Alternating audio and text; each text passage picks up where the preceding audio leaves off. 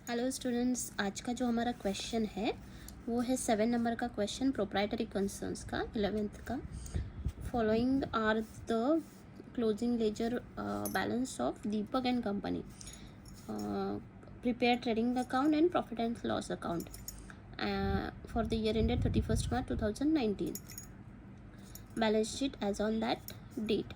यहाँ पे हमें दीपक एंड कंपनी का लेजर बैलेंस दिया हुआ है, क्लोजिंग मतलब वही ट्रायल बैलेंस ही होता है। जो भी लेजर है उनका जो फाइनल बैलेंस है वो दिया गया है, ट्रायल बैलेंस ही होता है वो। तो अभी देखो, सबसे पहले है बैंक। बैंक जो जाएगा वो जाएगा,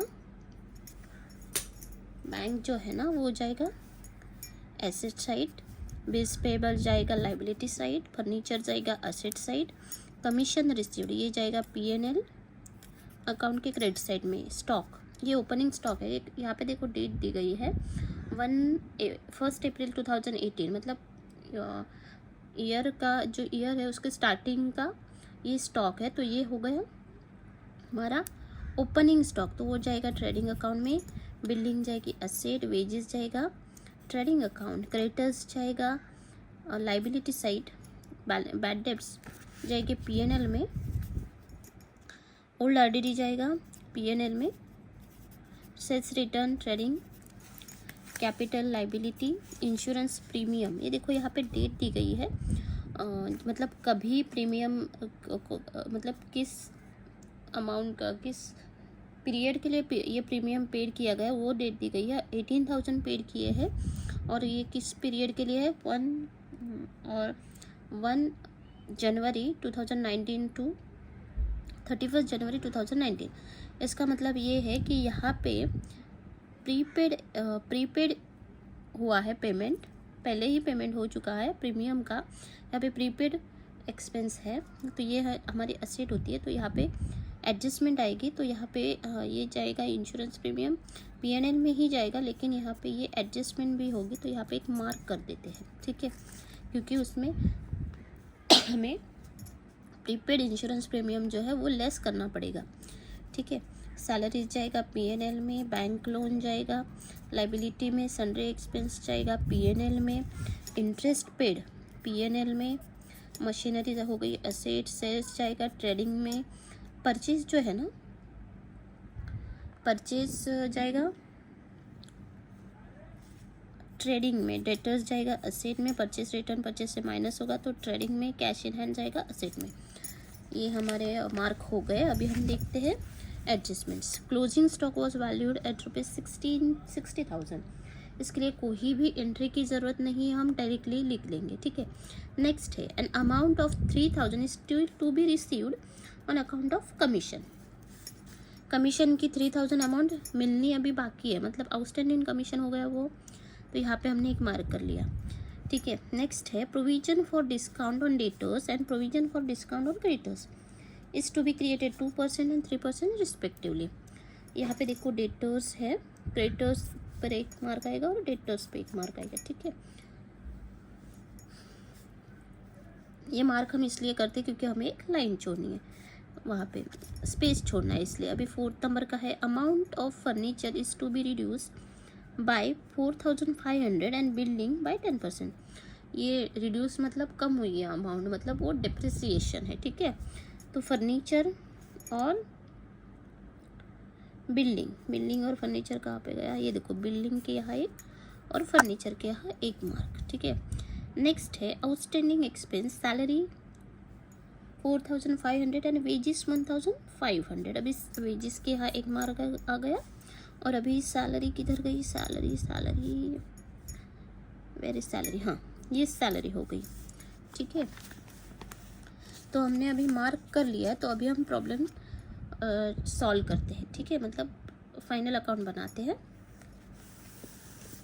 देखो मैंने पहले से ही ड्रॉ करके रखा है पूरा, ठीक है। तो अभी हम पोस्टिंग करके लेते हैं सबसे पहले।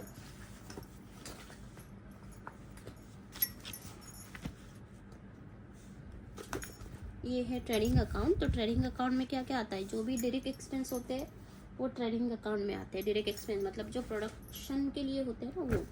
फॉर एग्जांपल अभी यहाँ पे सबसे पहले हम क्या लिखेंगे, देखो सबसे पहले हम यहाँ पे लिखेंगे स्टॉक, ओपनिंग स्टॉक। पहले जो भी स्टॉक होता है ना वो लिखते हैं to opening stock. Opening stock कितना है 27,000।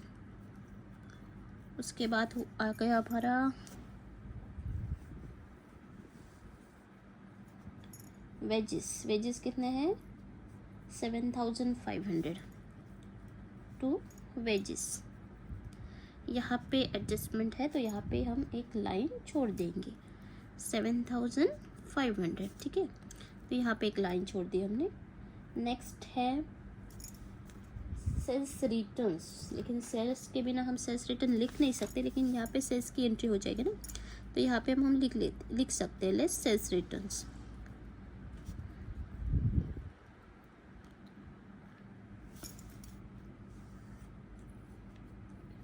उसके बाद यहाँ पे आएगा सेल्स बाय सेल्स। सेल्स कितना है 96,000 और सेल्स रिटर्न कितना है 1,500। तो यहाँ पे आएगा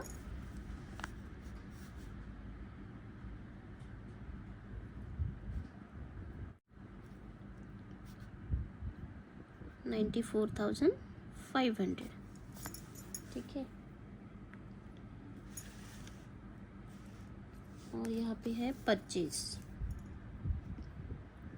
कितना है टू परचेज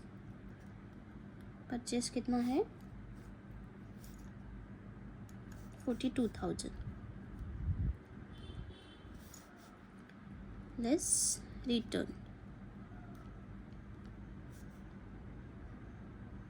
कितना है 3,000। तो ये कितना बचेगा 39,000, ठीक है।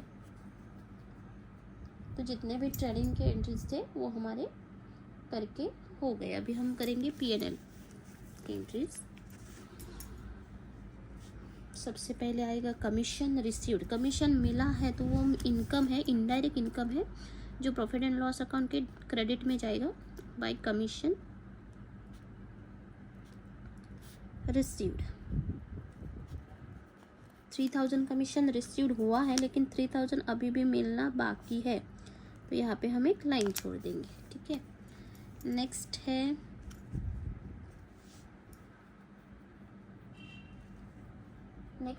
आएगा हमारा bad debts by two bad debts की जो अमाउंट है ना उसमें हमें आरडीडी की अमाउंट भी ऐड करनी है, ठीक है। 4,500 ऐड आरडीडी। ओल्ड आरडीडी कितनी है 3,000। सॉरी यहाँ पे लेस करनी पड़ेगी हमें ओल्ड आरडीडी। बैड डेब्ट्स की जो अमाउंट है ना उसमें से ओल्ड आरडीडी हमें लेस करेंगे तो हमारा बचेगा कितना 1,500, ठीक है। ये हो गया। अभी नेक्स्ट है सैलरीज टू सैलरी भी आउटस्टैंडिंग है, ठीक है। तो उसकी अमाउंट हम इनर कॉलम में लिखते हैं और यहाँ पे एक लाइन छोड़ देते हैं। नेक्स्ट है sundry expenses to sundry expenses कितने हैं 7,500 जो कि जाएंगे आउटर कॉलम में, क्योंकि यहाँ पे कोई भी एडजस्टमेंट नहीं है। उसके बाद है इंटरेस्ट पेड किया है, इनडायरेक्ट एक्सपेंस है ये भी, तो P&L अकाउंट के डेबिट में ही आएगा।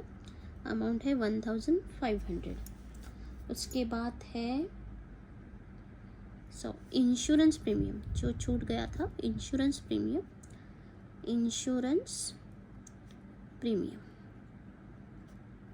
कितनी अमाउंट पेड की है यहाँ पे 18,000 पेड की है, लेकिन यहाँ पे हमें बोला गया है कि जो 18,000 अमाउंट पेड की है ना वो 1 Jan 2019 को से 31 December 2019 तक दी गई।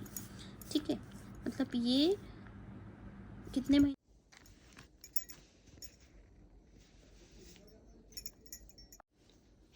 तो यहाँ पे ये देखो 1 Jan 2019 to 31 December 2019, मतलब 12 मंथ्स का यहाँ पे जो है एडवर्टाइजमेंट का एक्सपेंस, एडवर्टाइजमेंट पेड किया गया है। ठीक है, सॉरी, इंश्योरेंस प्रीमियम पेड किया गया है। लेकिन हमारा फाइनेंशियल ईयर जो है ना वो है 2019, मतलब अप्रैल टू मार्च 2019 है। ठीक है, और ये जो प्रीमियम है वो कब दिया है, 1 Jan को दिया है। ठीक है, मतलब Jan Feb और मार्च 2019 तक ही वो 18-19 का प्रीमियम है। ठीक है, और बाकी का जो प्रीमियम दिया है वो 19-20 का प्रीमियम है। ठीक है, मतलब अप्रैल से दिसंबर तक का जो प्रीमियम है वो 19-20 का, मतलब नेक्स्ट ईयर का प्रीमियम है। ठीक है, तो अभी ये 12 मंथ्स का दिया है, मतलब कितना टोटल लिया है, 18,000 दिया है ना 12 मंथ्स का, मतलब ये कितना एक महीने का कितना हुआ, 1,500 एक महीने का हो गया। ठीक है,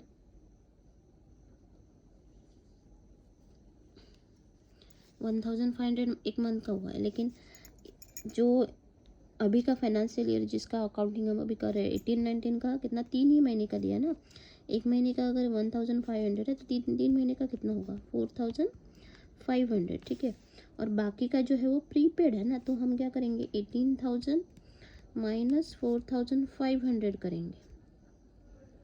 ठीक है, तो यहाँ पे हमें कितना मिलेगा, 13,500। 13,500 जो है ना वो प्रीपेड हो गया। ठीक है, इसकी एंट्री हमें यहाँ पे करनी पड़ेगी। सबसे पहले इंश्योरेंस प्रीमियम लेस प्रीपेड, ये प्रीपेड एक्सपेंस हो गया। इंश्योरेंस कितना है, 13,500, तो बचता कितना है, 4,500। प्रीपेड एक्सपेंस मतलब वो असेट हुआ ना, मतलब पहले वाला खर्चा हमने पहले ही कर दिया। हाँ, आगे का खर्चा तो वो हमारा एसेट हो गया, तो उसकी एंट्री हमारी हो जाएगी यहाँ पे। एसेट साइड में दूसरी एंट्री हो जाएगी प्रीपेड इंश्योरेंस करके। वो कितना है, 13,500।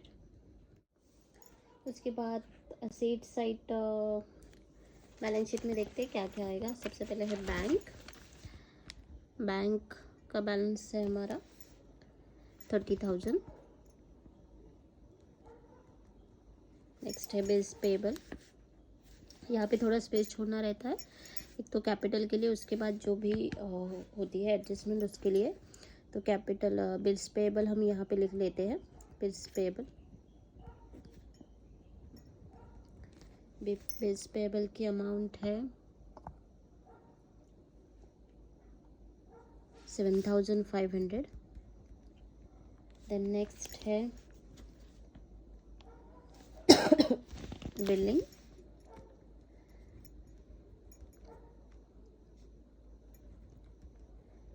बिलिंग, जो है उस पर डिप्रिसिएशन है, और बिलिंग की अमाउंट है 37,500।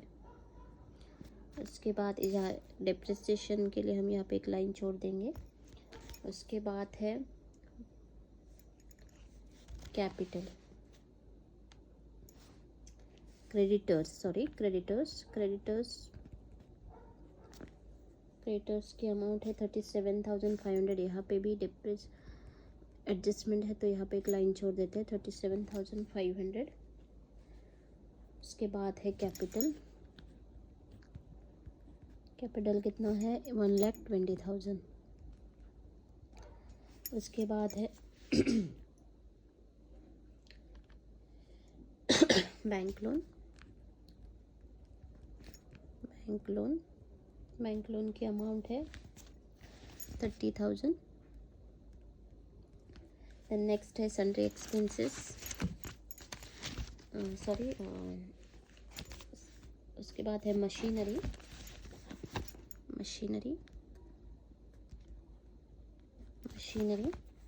की अमाउंट है 25,500।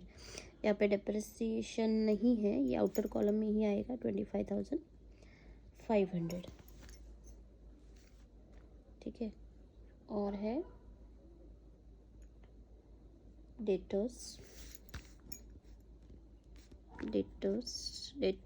जो है यहाँ पे है 31,500। यहाँ पे एक एडजस्टमेंट भी है, तो यहाँ पे इनर कॉलम में ही आएगा 31,500। उसके बाद परचेस रिटर्न हो गया और कैश इन हैंड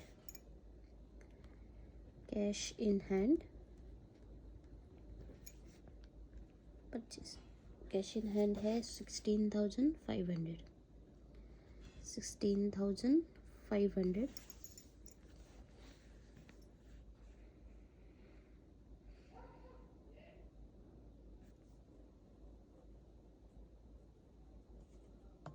और एक रहेगा है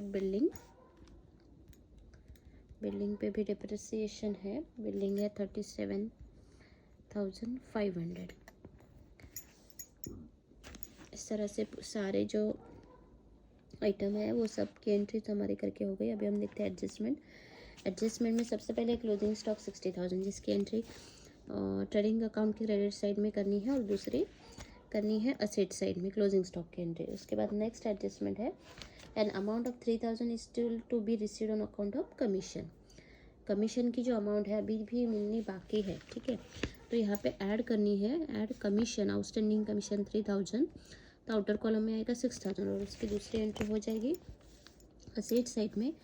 ये आउटस्टैंडिंग मतलब ये इनकम अभी भी आना बाकी है ना, तो ये असेट हो गई अपने, तो प्रीपेड आउटस्टैंडिंग कमीशन करके उसकी एंट्री हो जाएगी। आउटस्टैंडिंग कमीशन वो कितना है 3,000।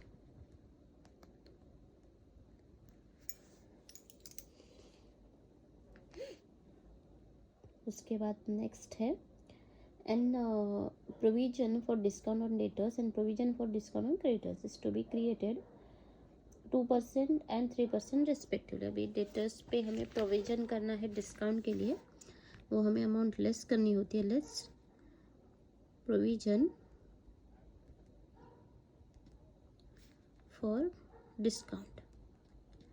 अभी इस पर कितनी कैलकुलेट करने को बोला है हमें 2%, तो कैसे करेंगे देखिए। अमाउंट हमारी डेटर्स की है कितनी 31,500 डिवाइड बाय 100 मल्टीप्लाई बाय 2 करेंगे। ये दोनों कट गए और इसको मल्टीप्लाई करना है तो हमें मिलेगा 10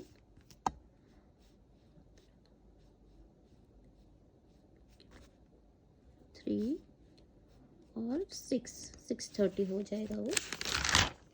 तो यहाँ पे हम लिखेंगे 630 लेस करेंगे। ठीक है, तो 630 लेस करेंगे तो कितना होगा 0, यहाँ पे आएगा 7 और 4।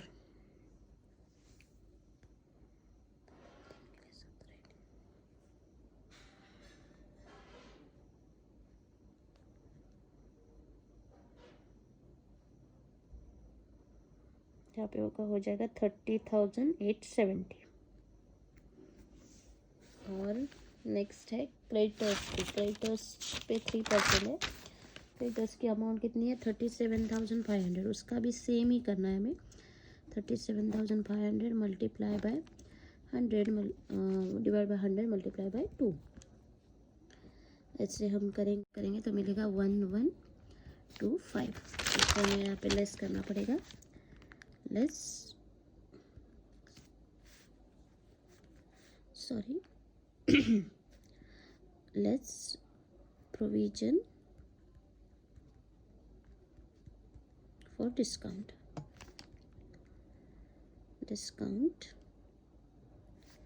1127, यहाँ पे आएगा 36,375 और यहाँ पे आएगा 2।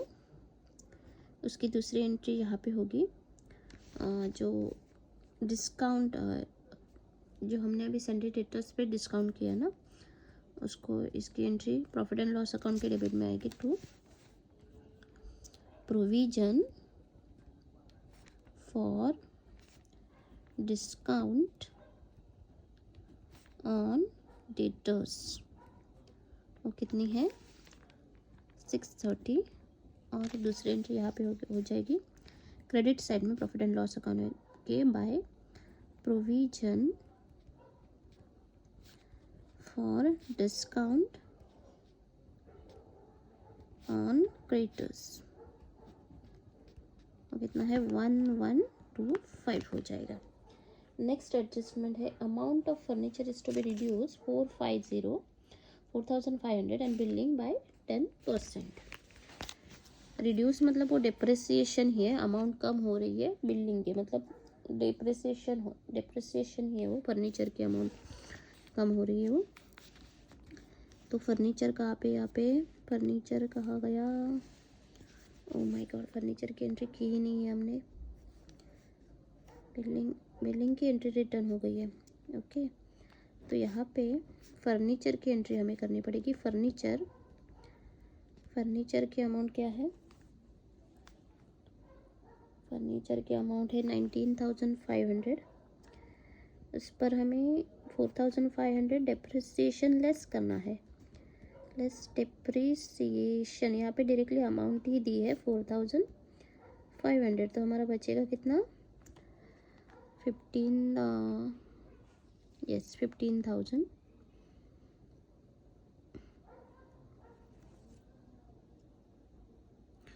उसके बाद यहाँ पे लेस बिल्डिंग पे भी 10% डिप्रिसिएशन बोला है चार्ज करने को, लेस डिप्रिसिएशन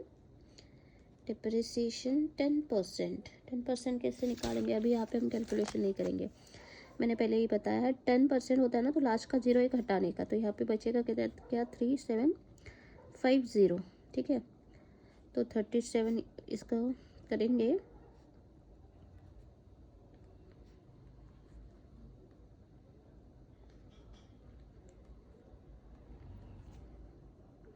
तो बचेगा कितना 33,750 और उसकी दूसरी एंट्री हो जाएगी हमारी यहाँ पे 2 डिप्रिसिएशन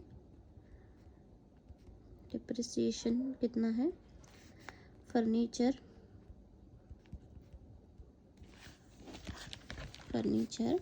पे कितना 4,500 और बिल्डिंग पे कितना है 3750, तो टोटल हो जाएगा हमारे यहाँ पे 052 एंड 88250, ठीक है। अभी लास्ट है outstanding expense salaries 4,500, wages 1,500, outstanding salary add, outstanding expense जो होते हैं ऐड करते हैं क्योंकि वो फ्यूचर में हमें देने हैं, ठीक है। आउटस्टैंडिंग एक्सपेंस सैलरीज 4,500, तो हमारा होगा यहाँ पे 34,500 और यहाँ पे ऐड आउटस्टैंडिंग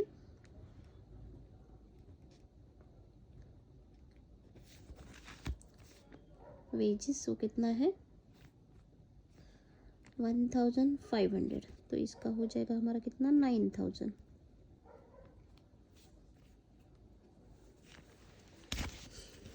दूसरी एंट्री हो जाएगी कि क्रेडिट लाइबिलिटी साइड में आउटस्टैंडिंग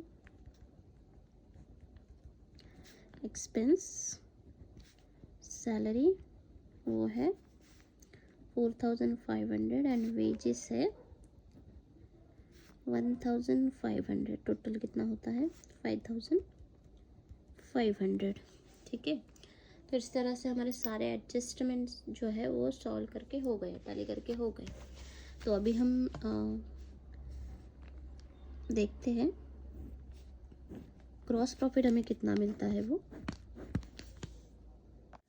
तो यहाँ पे हम जब टोटल करेंगे तो राइट साइड की मतलब क्रेडिट साइड की जो टोटल है वो आएगी, मिलेगी हमें 1,54,500 और डेबिट साइड की जो टोटल है वो मिलेगी 75,000।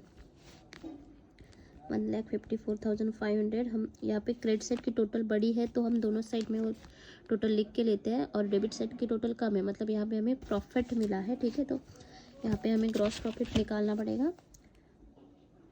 To gross profit carried down कितना है वो मिलेगा 75,000, इससे माइनस करेंगे तो हमें मिल जाएगा 79,500 ग्रॉस प्रॉफिट। ये जो ग्रॉस प्रॉफिट है वो हम ट्रांसफ़र करते हैं net profit profit and loss account में by gross profit brought down, वो है 79,500, ठीक है। अभी यहाँ पे हम जब डेबिट और क्रेडिट की टोटल करेंगे तो क्रेडिट साइड की टोटल मिलेगी हमें 86,625,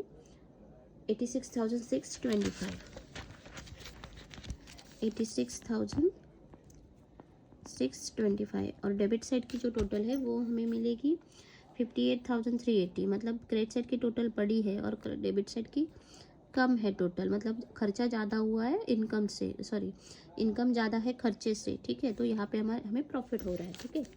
तो हम दोनों साइड में टोटल लिख के लेते हैं 86,625 और यहाँ पे लिखेंगे profit to net profit,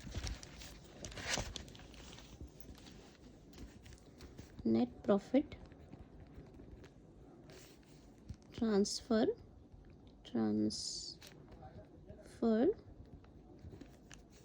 to capital account. Debit side की जो टोटल है यहाँ पे वो मिलेगी 58,380, तो वो हम माइनस करेंगे 86,625 से, तो हमें नेट प्रॉफिट मिलेगा 45। भी ये नेट प्रॉफिट हम ट्रांसफ़र करेंगे कैपिटल अकाउंट में, ऐड करेंगे।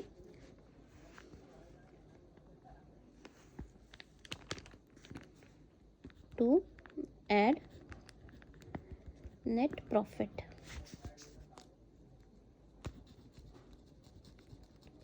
वो कितना है 28,245, ये ऐड करेंगे तो आउटर कॉलम में अमाउंट आएगा 542,245, 8 1,48,245। अभी सारे एंट्रीज हो गए। तो यहाँ पे हमें बैलेंस शीट की टोटल हम करेंगे तो मिलेगी 2,28,120, दोनों साइड की टोटल 2,28,120। इस तरह से ये प्रॉब्लम हमारा टैली हो गया है।